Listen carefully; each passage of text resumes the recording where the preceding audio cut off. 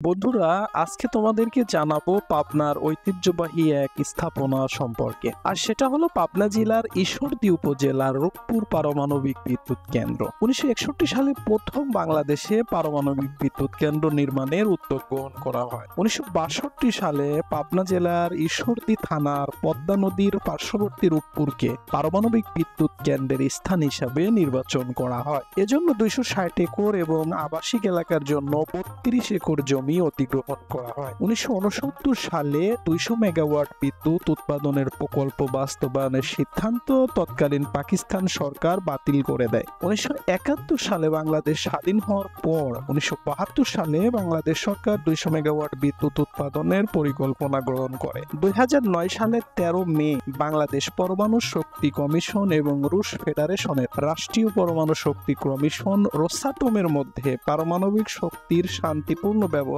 বিষয়ক একটি সমঝোতা স্মারক স্বাক্ষর হয়। 2017 সালের 30 নভেম্বর তৎকালীন প্রধানমন্ত্রী শেখ হাসিনা রূপপুর পারমাণবিক বিদ্যুৎ কেন্দ্রের 1 নং ইউনিটের প্রথম কংক্রিট ঢালাইয়ের শুভ উদ্বোধন করে। 2024 সালের 13 অক্টোবর প্রথম ইউনিট এবং 2025 সালের 17 অক্টোবর দ্বিতীয় ইউনিট চূড়ান্ত হস্তান্তর করার কথা থাকলেও 2024 সালের ফেব্রুয়ারিতে প্রকল্পের সময়সীমা 2 বছর বাড়িয়ে 2027 সাল পর্যন্ত নির্ধারণ করা হয়। রূপপুর পারমাণবিক বিদ্যুৎ কেন্দ্রটি চালু হলে দেশের বিদ্যুৎ খাতে যোগ হবে 1200 মেগাওয়াট বিদ্যুৎ, যা দেশের নিরবচ্ছিন্ন বিদ্যুৎ সরবরাহে গুরুত্বপূর্ণ ভূমিকা পালন করবে। পারমাণবিক বিদ্যুৎ কেন্দ্রকে ঘিরে রাখা হয়েছে 5 স্তরের নিরাপত্তা ব্যবস্থা, যার ফলে মনুষ্যসৃষ্ট ঘটনা, দুর্ঘটনা বা প্রাকৃতিক বিপর্যয় যেমন শক্তিশালী ঘূর্ণিঝড়, ভূমিকম্প, বন্যা, জলোচ্ছ্বাস ইত্যাদির প্রভাব মোকাবেলায় সক্ষম থাকবে এই পারমাণবিক চুল্লি। বাংলাদেশের পাবনা জেলার রূপপুরে এই পারমাণবিক বিদ্যুৎ কেন্দ্র স্থাপনের ফলে